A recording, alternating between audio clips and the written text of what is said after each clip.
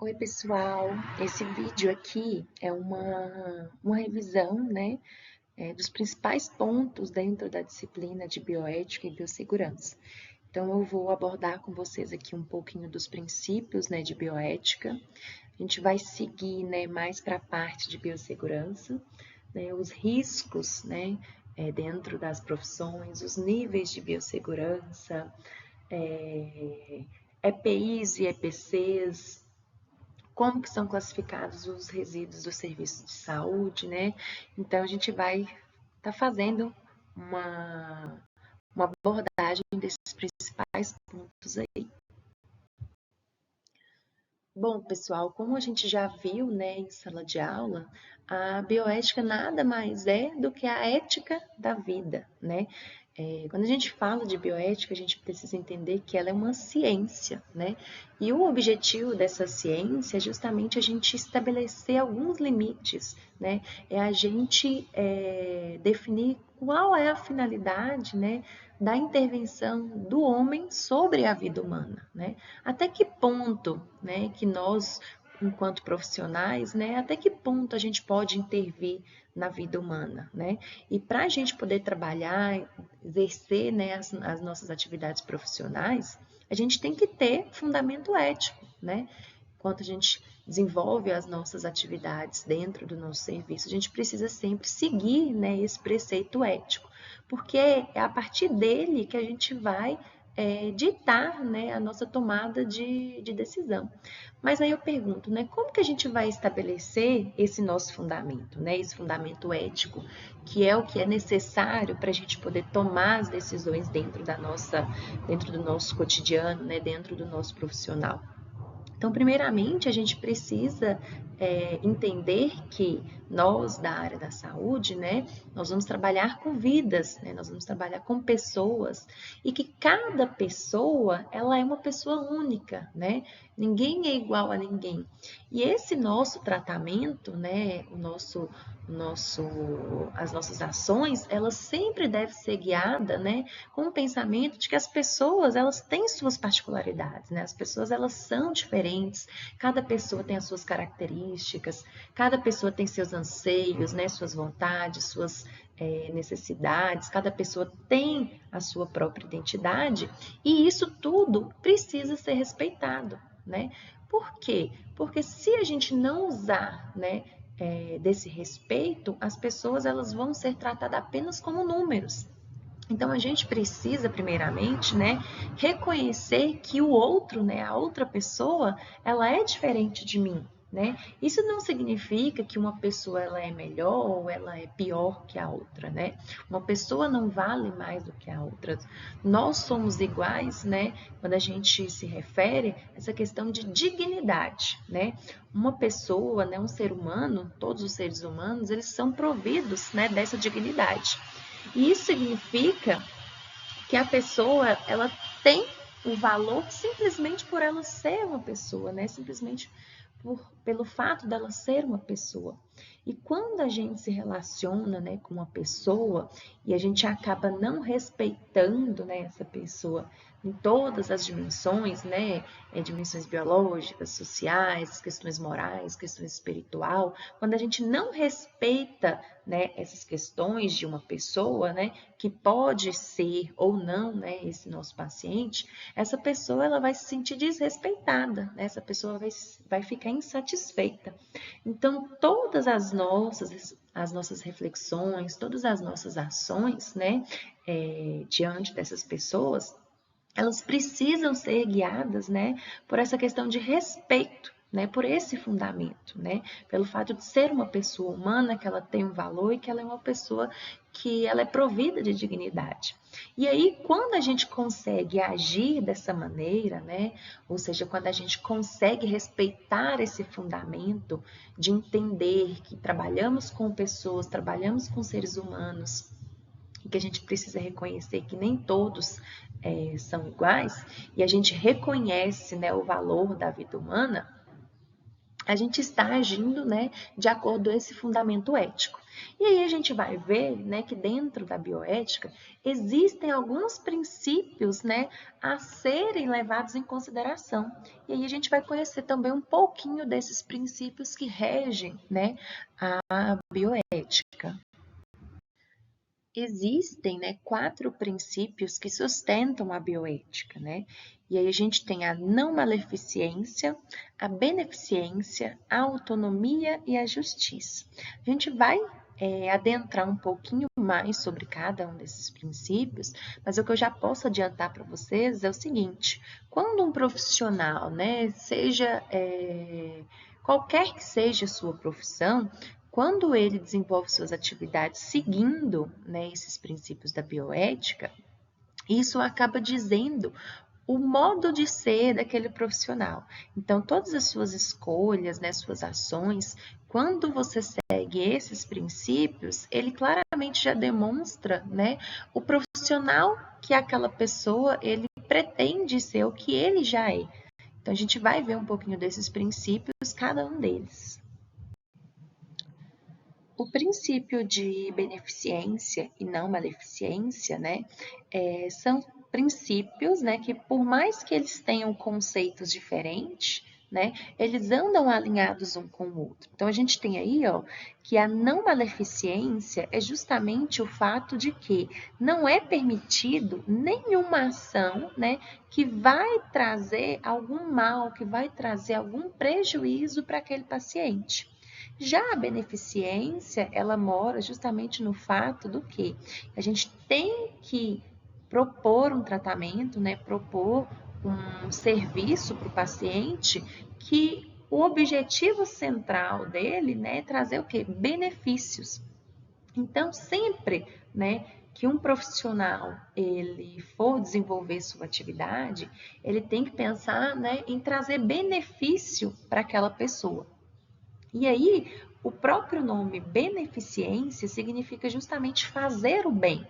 E não maleficência significa o quê? Evitar o mal. Então, sempre que um profissional, né, ele for oferecer um tratamento, né, para aquele paciente, ele precisa levar em consideração, né, ele precisa reconhecer a dignidade daquele paciente, né? E isso porque a gente sempre tem que prezar, né, em oferecer o melhor tratamento possível, né, para aquela pessoa, para aquele paciente.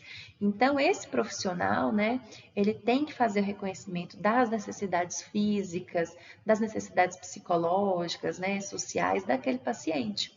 Então, acima de tudo, né, o profissional ele tem que desejar, né, o melhor para o seu paciente, para poder restabelecer, né, a saúde daquela pessoa, né, para poder tentar prevenir, né, que alguma doença o atinja, ou até mesmo nessa questão de promoção à saúde. Então, esses dois princípios, eles focam justamente nisso, em não fazer o mal e fazer o bem. Então, a beneficência e não maleficência sustentam, né, essa questão da bioética. A gente não pode, né, fazer nada que traga prejuízo e a nossa intenção é tratar aquele paciente com beneficência, né?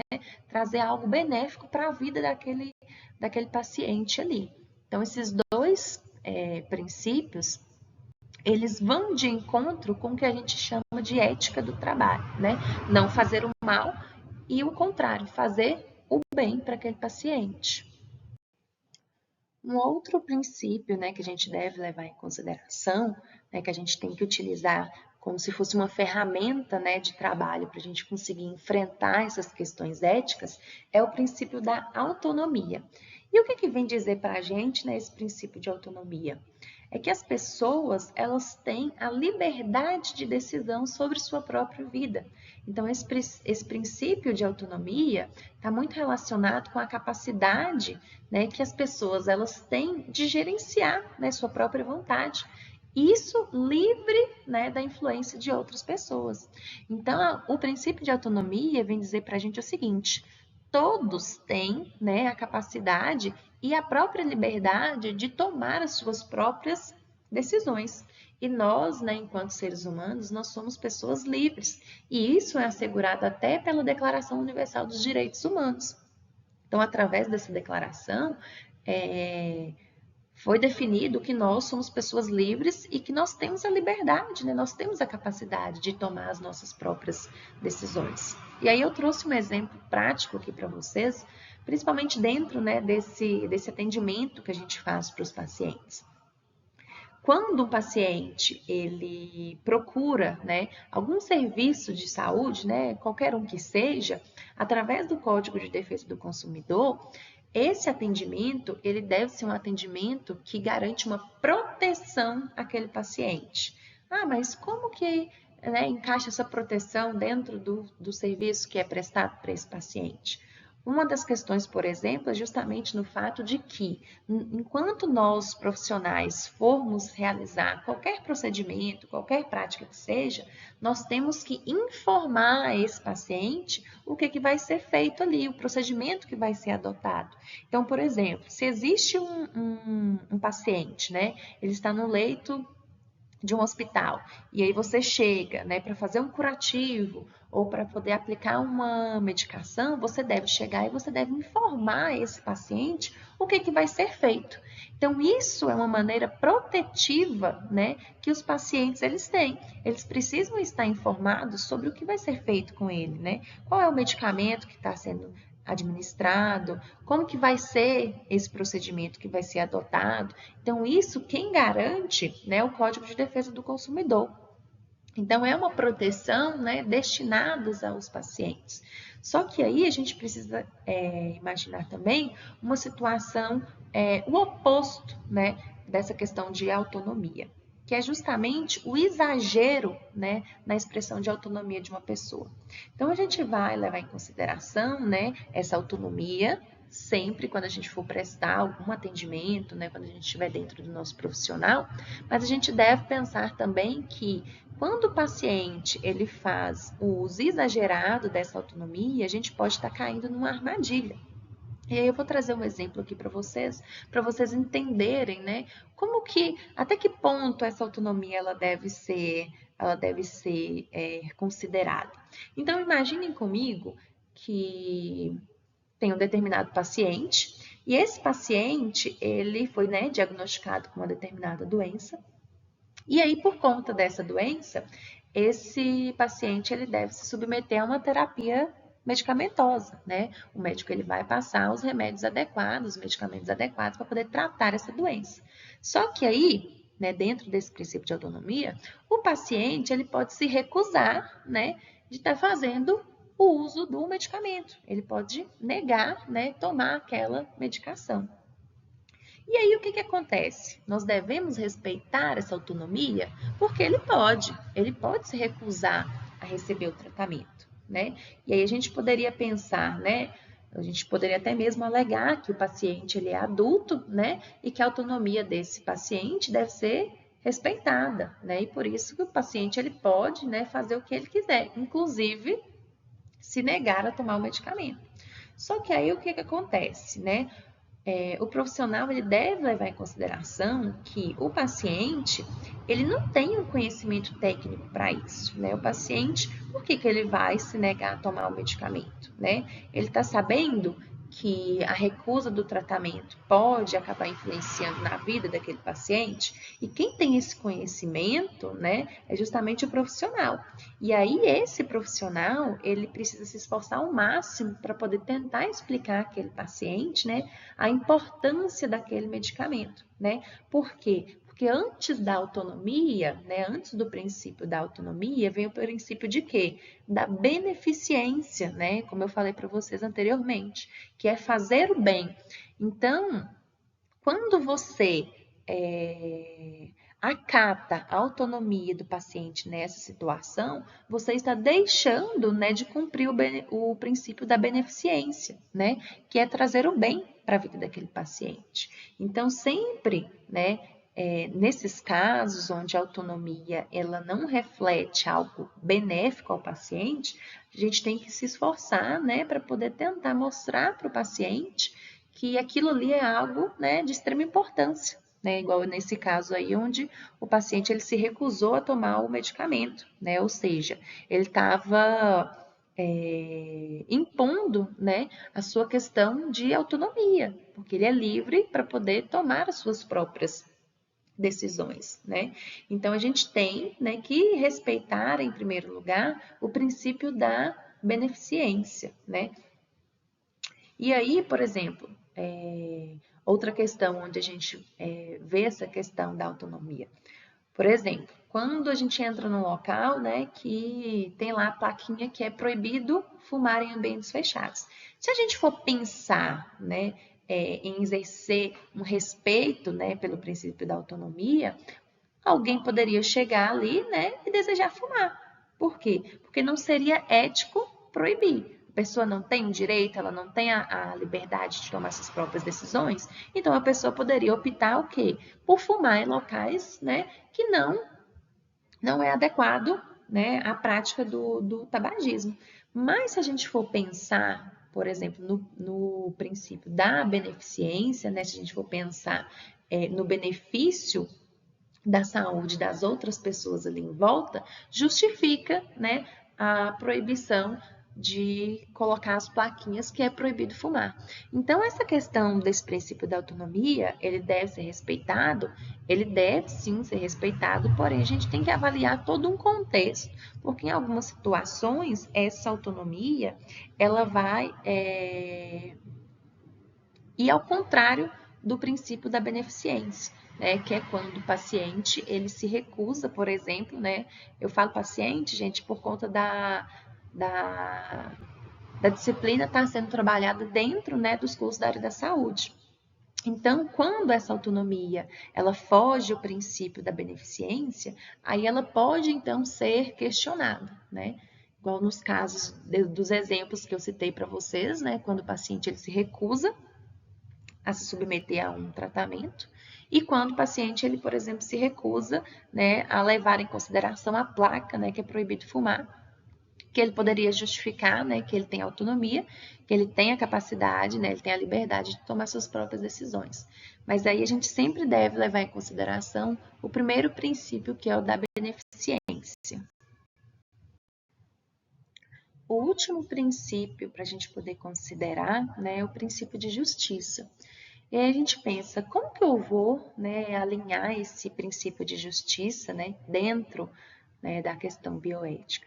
Esse conceito de justiça, ele vai estar muito relacionado, né, com a forma que a gente distribui esses serviços. Então, por exemplo, a gente poderia colocar aqui, né, como que está sendo feito o repasse de verbas, né, para todas as esferas da saúde. Está tendo verba direcionada aos postos de saúde, né, às UBSs, verbas à pesquisa, verbas para compra de medicamentos, para compra de equipamentos, e a forma de tratamento, né?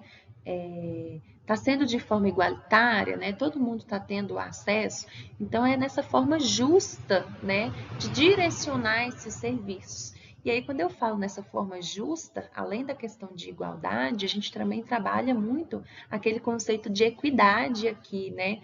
E o que significa equidade, né? A gente dá para cada pessoa o que vai de acordo com as necessidades daquela pessoa, né? As pessoas, elas são diferentes, né?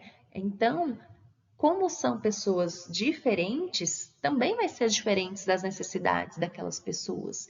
Então, pessoas mais pobres, por exemplo, né? Eles não têm a oportunidade, por exemplo, de tomar uma vacina que seja paga, né, pela rede particular. Então, a gente tem que pensar nessas pessoas, né, nas características, nas necessidades dessas pessoas e tornar o conceito de equidade dentro dessa questão, desse princípio de justiça. Né?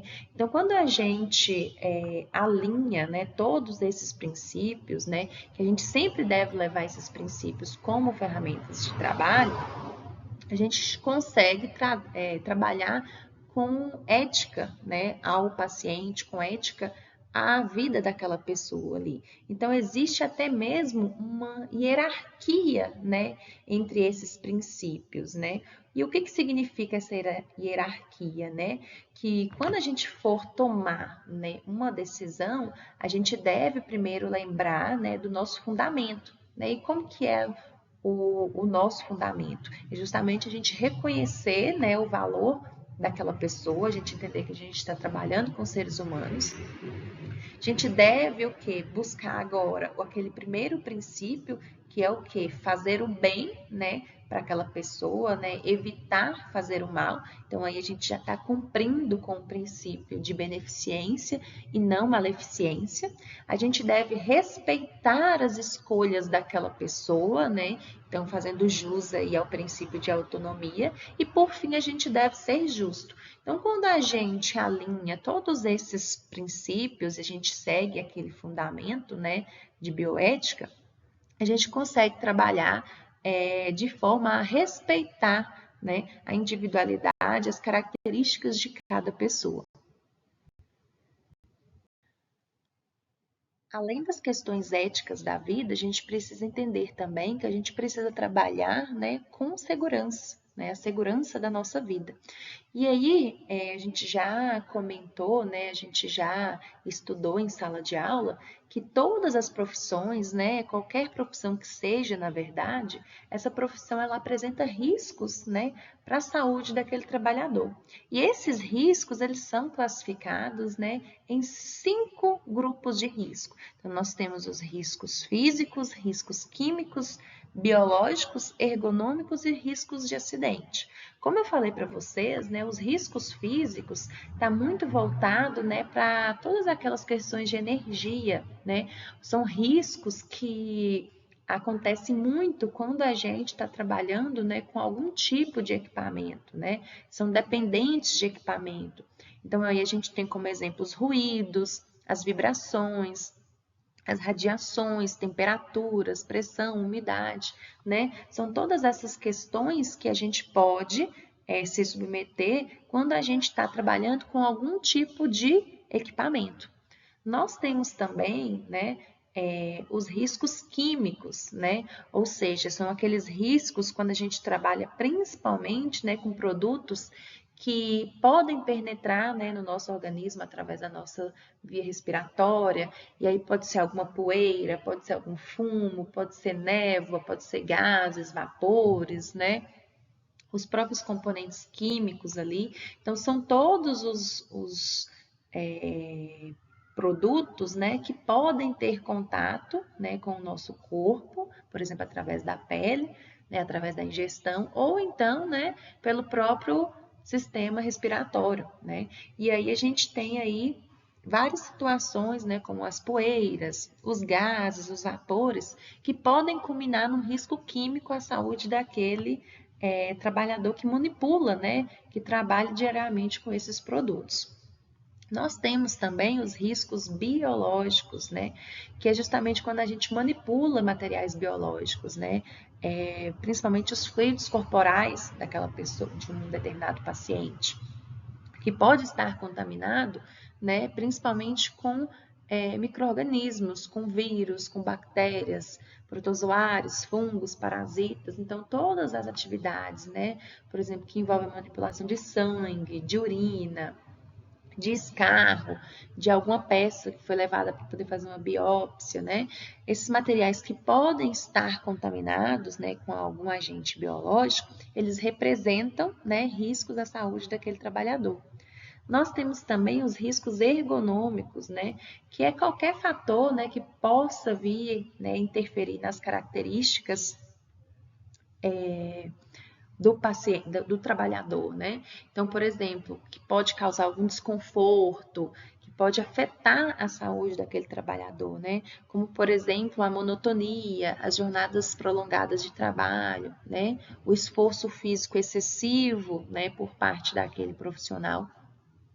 Lembram que eu falei para vocês até mesmo a questão de postura, né? Quando você trabalha num ambiente que não fornece ali, por exemplo, uma poltrona, né? Um assento confortável, isso aí pode acarretar em prejuízos, né? A pessoa, consequentemente, no futuro pode vir a desenvolver, né? Algum problema de coluna. Então, todos esses fatores, né? Que podem interferir, a gente classifica como riscos ergonômicos.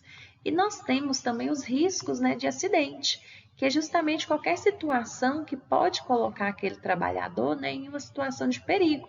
Então, por exemplo, que pode interferir na integridade. Então, você trabalhar em um local que não é adequado, um local, por exemplo, que as paredes elas não são apropriadas, né, com risco de desabamento, né, a probabilidade, por exemplo, de ocorrer algum incêndio, alguma explosão, né? Então, tudo isso é um risco de acidente. Então, nós temos essas 5 situações, né, que acarretam riscos na saúde do profissional e que são classificadas, né, em físicos, químicos, biológicos, ergonômicos e riscos de acidente. Dentro dos 5 riscos, né, que eu acabei de falar com vocês, a gente sabe que os profissionais da área da saúde, eles estão expostos diariamente, né, aos riscos biológicos, que são os riscos ao manipular, né, materiais que possam estar contaminados. E aí, quando a gente trabalha, né, envolvendo a manipulação desses micro-organismos, esses organismos, eles são classificados. Então, a gente faz uma classificação do risco que aquele organismo ou micro-organismo pode trazer para a saúde daquele profissional. Então, foi classificado, né, em 4 classes de risco, né, que vai levar em consideração, por exemplo, a gravidade da infecção. Então, vamos supor que você está trabalhando, você está manipulando um vírus que ele tem a capacidade de causar uma grande infecção. Então, isso é levado em consideração para poder classificar.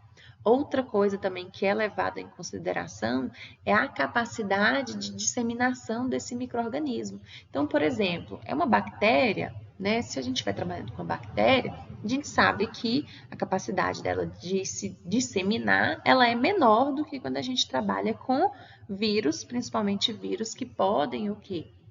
Adentrar o nosso organismo através das vias respiratórias. E também é levado em consideração se existem, né, medidas profiláticas, existe tratamento caso aquela pessoa ela venha se contaminar com aquele agente microbiológico.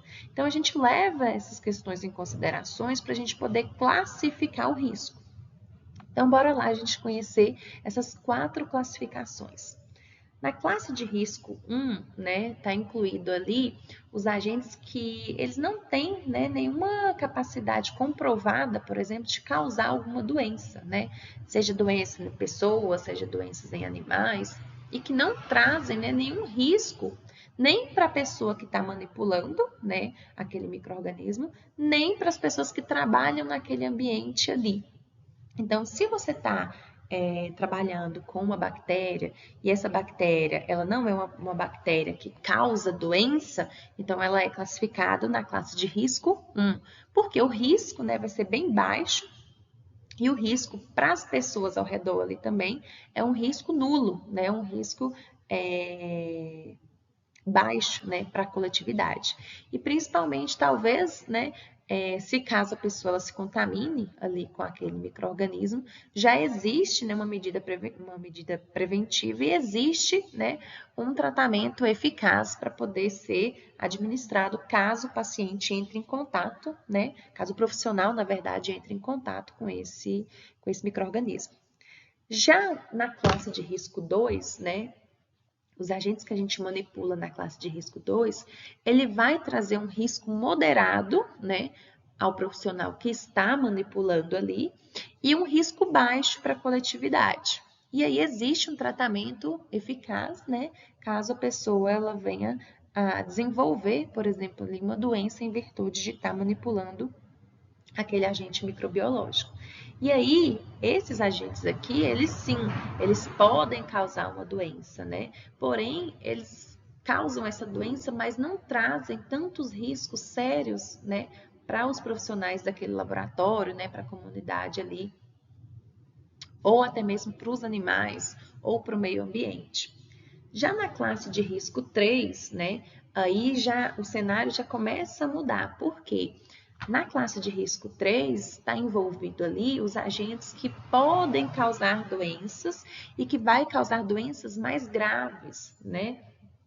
Porém, aqui, geralmente, eles já dispõem, né, de um tratamento medicamentoso ou de medidas terapêuticas, caso, né, o profissional ele venha desenvolver aquela doença ali. Por mais que seja uma doença grave, mas existe, né, uma terapia para isso.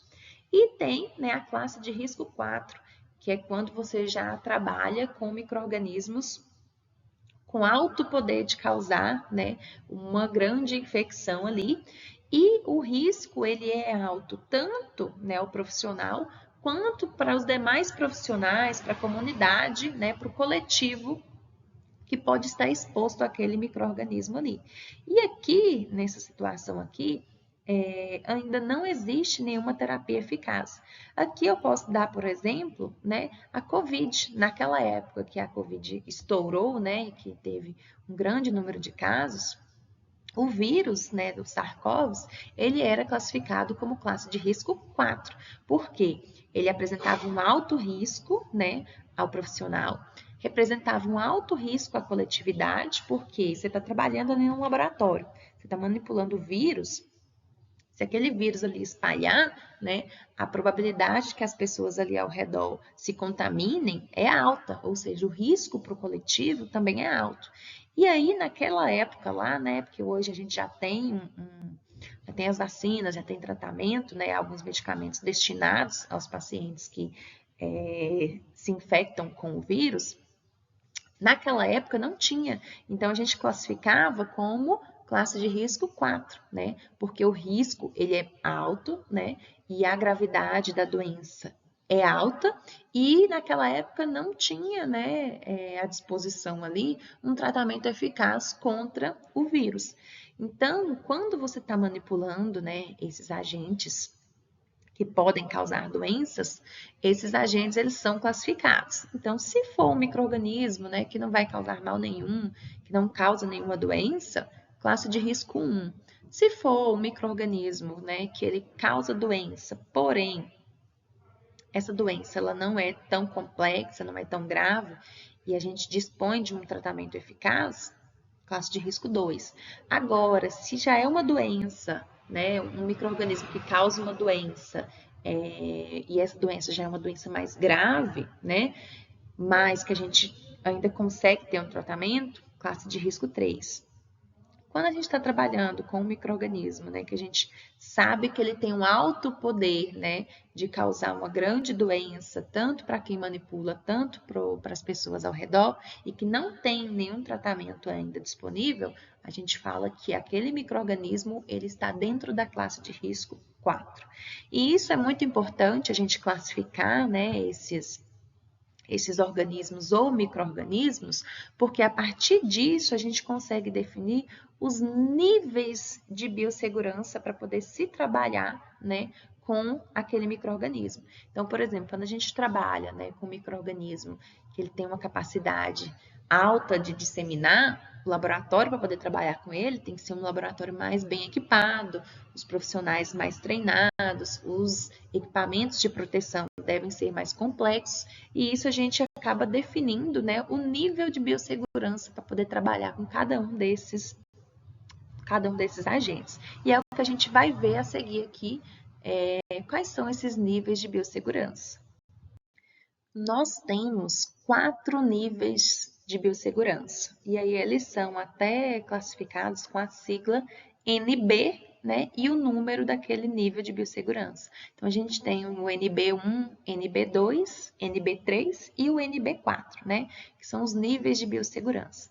Então, como vocês podem ver aí nessa imagem, quando, por exemplo, eu estou trabalhando, né, com determinado agente patogênico, e ele é um agente, né, com alto poder de disseminação, né, que causa uma doença grave, a gente tem que trabalhar em um laboratório com um nível de segurança máximo, né?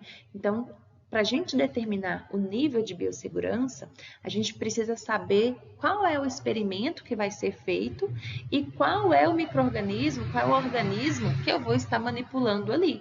Então, vai fazer muita referência a classe de risco, né, daquele micro-organismo.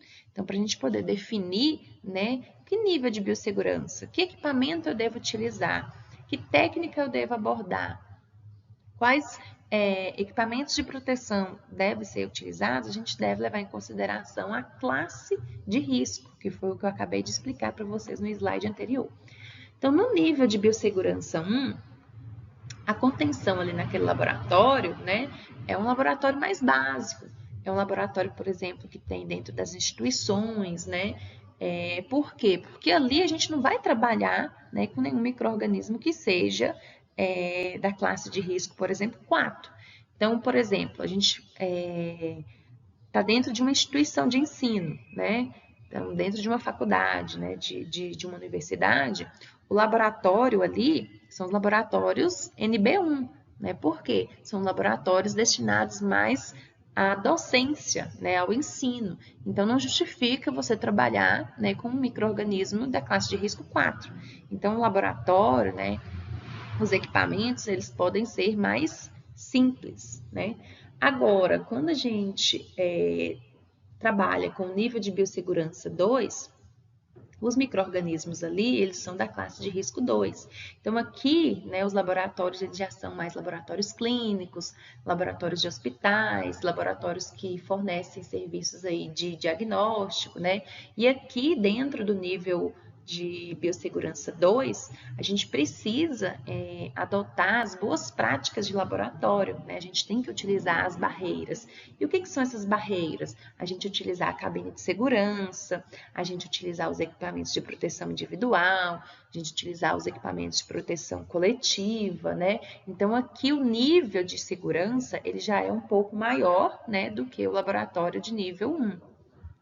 Já no nível de biossegurança 3, é quando a gente está trabalhando com micro-organismos, né, da classe de risco 3. Então, quando a gente está trabalhando ali com grande volume de material, né, com altas concentrações de micro-organismo, a gente precisa adentrar, né, no nível de biossegurança 3. Aqui, né, a gente já tem um controle mais rígido de quem entra no laboratório, né, de quem opera as máquinas, tem que ter um controle mais rígido dos equipamentos, né, das instalações. As pessoas ali que trabalham tem que ter, né, um treinamento específico, né, para poder realizar aqueles procedimentos, tem que saber das técnicas de segurança para poder manipular aqueles micro-organismos. Então, aqui, o nível de segurança já é um nível mais elevado. E, por fim, nós temos o laboratório, né, o nível de segurança 4, né, de biossegurança 4. Aqui, pessoal, a contenção ela é máxima. Aqui só pessoas autorizadas entram, né, dentro desse laboratório, porque nesses laboratórios vão trabalhar com os micro-organismos da classe de risco 4, né? Então, a gente tem um mais alto nível de contenção ali. Então, todo laboratório ele deve ser estruturado, né? Questão geográfica do laboratório, cada equipamento deve estar no seu local, né? Tudo tem que fluir da melhor maneira possível, porque a gente trabalha com materiais altamente, né, patogênicos ali. Então, aqui é o mais alto nível, então a gente tem que ter grandes barreiras de contenção, não se deve entrar sem autorização nesses laboratórios. Quando entrar, deve estar, né, com o uso de todos os equipamentos, porque dentro desses laboratórios o risco, né, de contágio ele é muito grande. Então, todo o aparato ali, todo o laboratório, ele já foi pensado justamente para poder trabalhar com micro-organismos mais patogênicos. Então, de acordo o micro-organismo que você está manipulando, né, de acordo com a classe de risco daquele micro-organismo, se faz necessário, né, o nível de biossegurança adequado ali. E quando a gente fala, né, desses níveis de biossegurança, a gente precisa entender, né, que para a segurança individual e para a segurança coletiva, existem, né, os equipamentos de proteção que são disponibilizados pelo empregador, né, pela empresa responsável, e que esses equipamentos eles devem ser utilizados. Então, nós temos os EPIs, né, que são os equipamentos individuais, né, que são dispositivos, né, que vão ser utilizados pelo trabalhador para poder proteger ele, né, contra os riscos existentes ali naquele local de trabalho. E aí os individuais, né, eles são de uso pessoal, né, e deve ser adequado para cada uma daquelas atividades. Então, esses equipamentos, eles são já projetados para poder tentar diminuir, né, os riscos, tentar evitar, né, que acidentes eles aconteçam dentro do ambiente de trabalho. Então, nós temos aqui alguns exemplos, né, de equipamentos de proteção individual. Então, a gente tem aqui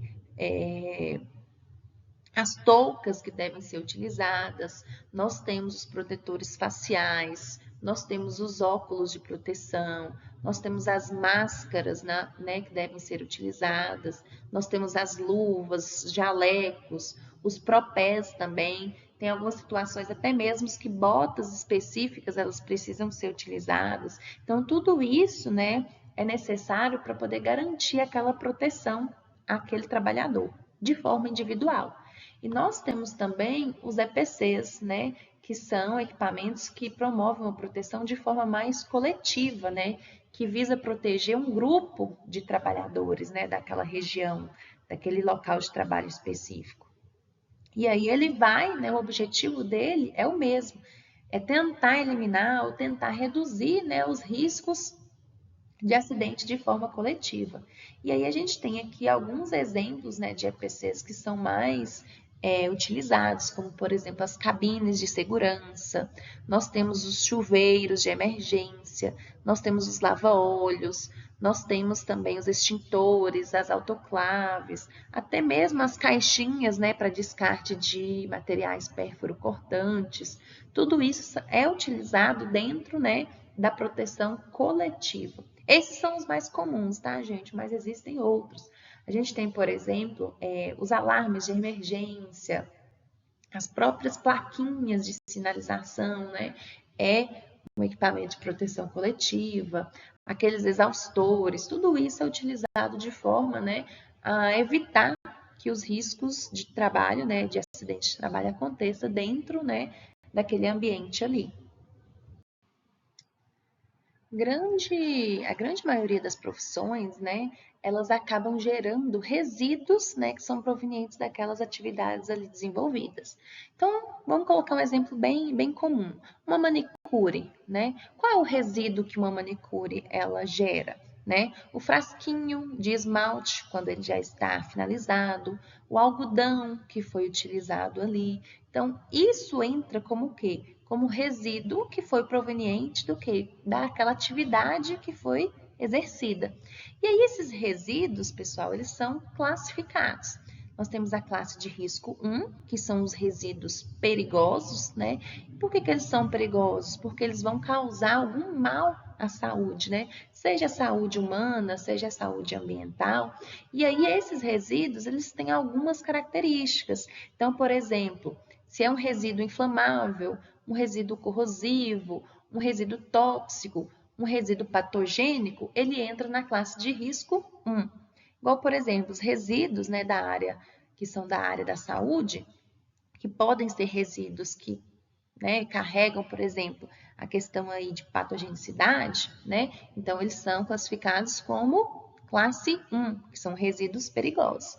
E nós temos a classe de risco 2, né, que são aqueles resíduos que não trazem mal à saúde, né, que são resíduos não perigosos. E aí a gente ainda faz uma subclassificação.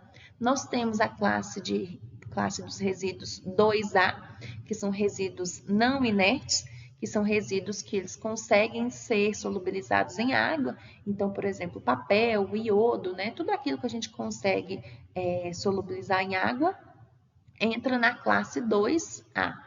Já os resíduos que não conseguem ser solubilizados em água, como o plástico e o vidro, eles ficam dentro, né, da classificação 2B. Então, essa classificação ela existe para a gente conseguir fazer um melhor descarte desses resíduos, né? Lembrando que, como a gente é da área da saúde, né, e a gente vai gerar resíduos ali que podem ser resíduos que vão causar danos à saúde, esses resíduos eles são classificados na classe 1. Quando esses resíduos eles são provenientes, né, das atividades em prol da saúde, a gente chama de resíduos dos serviços de saúde, né, pela sigla RSS. E aí, dentro desses resíduos que são provenientes, né, dos estabelecimentos que promovem serviços, né, que vão em prol à saúde, esses resíduos eles são classificados, né, justamente para a gente conseguir fazer um melhor gerenciamento desses resíduos, né, um melhor descarte. Então, tem uma resolução no CONAMA, né, que classificou esses resíduos em grupos diferentes. Então, nós temos os grupos A, B, C, D e E. Os resíduos classificados, né, no grupo A são resíduos potencialmente infectantes, né? São resíduos que possivelmente têm ali a presença, né, de algum agente biológico, né, que pode ser um agente ali patogênico, pode ser um agente virulento e que apresenta um risco, né, de infecção caso entre em contato, né, com alguma pessoa. Então, ali, todo aquele material que você utilizou num curativo, as luvas que você usou num procedimento, né, tudo isso entra na classe do grupo A, né, que são resíduos potencialmente infectantes. E aí, para poder descartar, né, eles recomendam que esse descarte aconteça em lixeiras específicas e com o uso de saco branco. Nós temos o grupo B, né? No grupo B, nós temos os resíduos químicos, né? Então, por exemplo, tudo aquilo que for de caráter químico vai ser condicionado, né, no grupo B. Então, por exemplo, pilha, bateria, né? Restos de reagente, tudo isso deve ser armazenado em um local específico, né, em coletores específicos.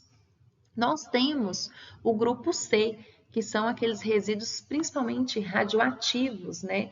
Então, todas aquelas atividades, né, que são atividades com a presença daqueles radionucleotídeos, então deve ser considerado o grupo C, são os resíduos radioativos. E aí, para poder fazer o descarte desses resíduos, né, deve ser em locais específicos também, principalmente em caixas blindadas. Nós temos o grupo D, né? Aqui são os resíduos que não apresentam nenhum risco biológico, nenhum risco químico ou risco radiológico, né, à saúde, tanto dos seres humanos quanto do meio ambiente, né? E aqui a gente entra também até mesmo os resíduos domésticos, né, das próprias atividades domésticas dentro de casa. Então, por exemplo, garrafas, fraldas, copos, plásticos, papel toalha, tudo isso entra nos resíduos D. E aqui o descarte, né, pode ser em lixeiras, principalmente, né, com sacos coletores na cor preta. E nós temos, por fim, o grupo E, né? Aqui são os resíduos pérfuro-cortantes. Então, todas as agulhas, lâminas, bisturis, né, ampolas de medicamento entram nessa classificação do grupo E. E aqui, gente, para poder fazer o descarte, tem que ser em locais específicos também. Recomenda-se, né, utilizar as caixinhas Descarpax, né, que são aquelas caixinhas amarelas, que são caixinhas apropriadas para isso, né, que já vêm previamente identificadas, né, um material bem rígido. E em situações onde não tem, né, a presença dessa caixinha, pode ser substituído, né, por garrafas com materiais rígidos, né, que não permitem, por exemplo, que a agulha ali fure aquele material, né, e entre em contato com alguma outra pessoa ali, por exemplo.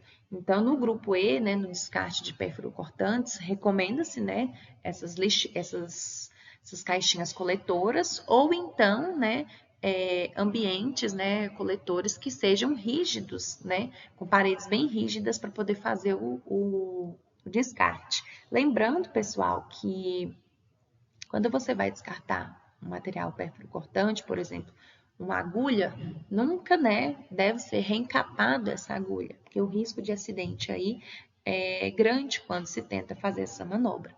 Então, os resíduos, né, que são gerados em prol das atividades destinadas à saúde, eles são classificados, né, nesses 5 tipos. Grupo A, né, resíduos infectantes. Grupo B são os resíduos químicos. Grupo C, os resíduos radioativos. Grupo D são os resíduos comuns. E o grupo E, que são os resíduos perfuro-cortantes.